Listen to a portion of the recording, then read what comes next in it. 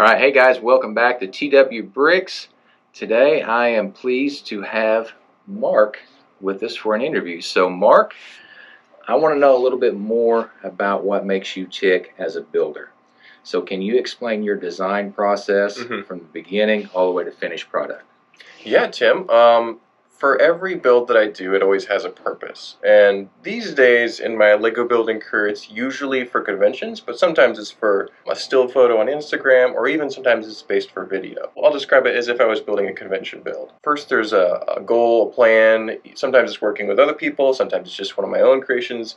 I like to build castles, so that's normally what I'm building. I'm looking up reference art for an hour or two before I start, get some ideas of what shape I want the towers, what position I want the gate in, what kind of landscape I want around it. Do a little research. Once I've got some ideas in mind, I'll try and sketch out not only a blueprint of the kind of the floor plan, but also the main perspective. Like usually each creation has the main photo, the main look, and then there's other little details you can kind of go in closer. Once that's all drawn out, I'll set that up next to my build table and then kind of work off of that as closely as possible, but then leaving some room for flexibility. Sometimes the drawing is a little bit too hard to actually execute in Lego. You have to kind of make it a little bigger, smaller, shorter, whatever you got to do to make it look similar, but sometimes it's not exact.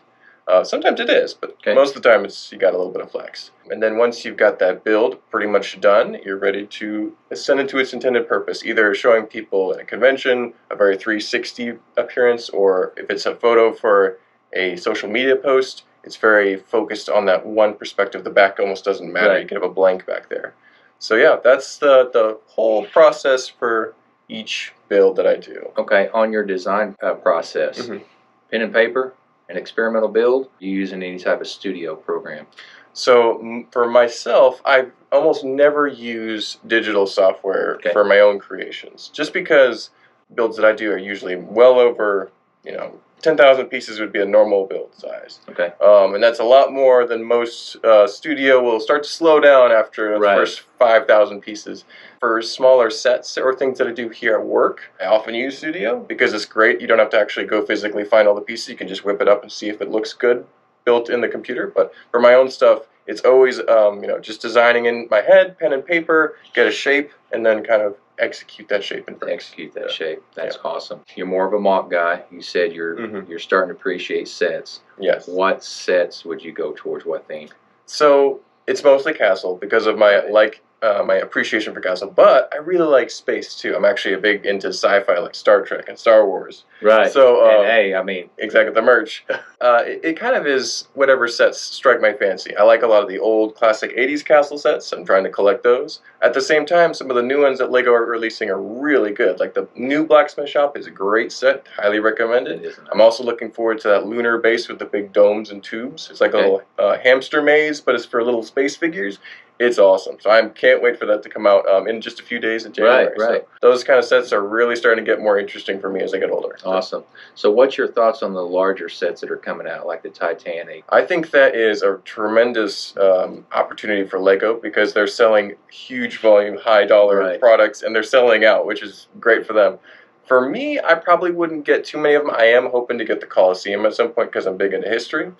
I know that for a lot of Lego fans, the big sets are where it's at, and that building process is everything. So I can definitely see the appeal, and I hope they keep making them because they're awesome. I think so. I'm still on the waiting list for the Titanic. So. Yep, exactly. Hopefully they make a few more for us. They better. What's your thoughts on the Lego community as fast as it has been growing? Yes. Especially since the pandemic and everything. What's your thoughts on that? Yeah, so when I started getting involved in the community, it was back in like 2010 and 11, and at that point you could know pretty much every builder or enthusiast by name. Now it's pretty much impossible over all the different social medias. I think, back then it was all Flickr and Brickshelf and forums. Now it's more Instagram and Facebook. And other places as well. So I think it's pretty awesome. At the same time, I'm kind of missing that small, tight-knit community out there. I want you to take me down the roller coaster of emotions when you found out that you were going to the finals. Yeah. Stephen trips. Over the black cord. Over the black cord. And then you guys end up winning. Can you explain that whole like I said, roller coaster of emotions and the whole process. What was going through your mind at that time? And your brother's, I'm sure you can probably speak on his behalf. A little bit, for sure. Getting into the final, that was truly our goal. I mean, everyone could say, oh, you want to win. No, we just wanted to get to the final. We almost didn't care if we won or not. But if we got to the final, we felt like we would really have proven ourselves. You've already proved a point. Then. Exactly. Because it's like Mark and Boone, Sam and Jessica, they made it to the end. And they're like as recognized as the winners. The winners are great. But getting to the end is a big deal for us. Right. So once we got there, it was almost like the pressure was off. And we felt a lot more relaxed going into the finale, building whatever big thing we can come up with. And it was only a few days before the finale that we decided, I'm like, Steven, you were thinking about building a big tree guy. Want to do that for our final build? He's like, yeah, sure. So we're like, yeah, okay, let's do it. So we just decided we're making a big tree guy, drew a couple sketches like I told you. Right. And we're like, yeah, that's what we'll do. And then they threw the little curveball of you have to include lights. And we just kind of laughed to ourselves because we have won awards for incorporating light into creations before. So we're kind of like, yeah, that'll be good. Okay, no problem. Yeah, but then the problem with that was the cords were black on a black rubberized floor. So Steven, having big feet and being prone to trip on things, tripped on it. He actually tripped on it more than once. One time it was very lightly, and I was like, whoa, Steven, be careful. He's like, oh, yeah, I'll be careful. So then he trips on it really big time, and the whole build jerked back about 6 inches. And that's what we all saw. Yeah, that's what you saw. And my reaction, I was trying not to literally freak out on him on camera for the world to see forever. Because I'm like, if I just scream at him, I'm going to look so bad and mean. I don't want to do that. I was really trying to be calm, despite him nearly knocking over our 20. Oh, it was about 22 hours into the build. Right. And we obviously wouldn't have had time to fix it to its former state if it had fallen over. Right. So, thankfully, the build was pretty sturdy. It just jerked back and didn't move after that, and we were good. But man, what a heart attack.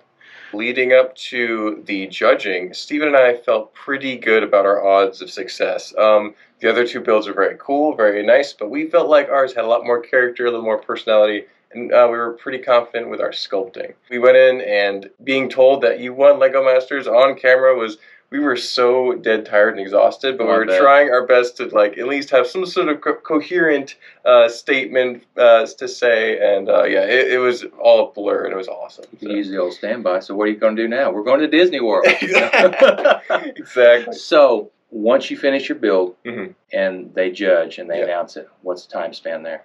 So it was 3 days of building, right? Okay. So you had about anywhere between 7 and 9 hours each day you were working on the build. 2 of those days were on film. 1 day was no camera. So you'll see a big jump from the start of the build where we're getting the foundations laid, fundamentals placed, and then suddenly you're like 2/3 done, and you're almost done. It's like there's a jump for all 3 of the final builds. And they kept us waiting for a full day, did interviews, not knowing who won, what the results were. And then so it would have been 5 days 4 or 5 days total. Then they finally announced on camera, that on stage who won. So oh wow, yeah. So it was a bit of a drawn out process for the finale. So. That would be definitely nerve-wracking. Yes. Although that being said, Steve and I felt pretty good looking at the 3 builds that were there. We felt like we had a little bit of an edge and a good performance in the whole season. They were considering that in judging, and they let us know that. Okay. And so we felt we had a pretty good season, pretty good final build. We're like, we're pretty good about the odds, so it ended up working out. So. Awesome. Guys, if you have any more questions for Mark, comment on this video.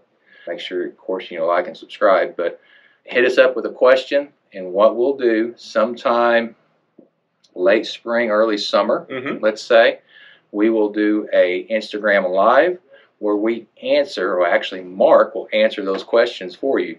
So be sure and ask, and Mark and I will go through the questions, and we'll do that, like I said, late summer or late spring, early summer. So guys, if you like this content, as always, be sure like, subscribe, and don't forget to ring that little bell. Mark, you are a class act. Thank you, sir, for being here. Thank you, Tim. Appreciate it. All right.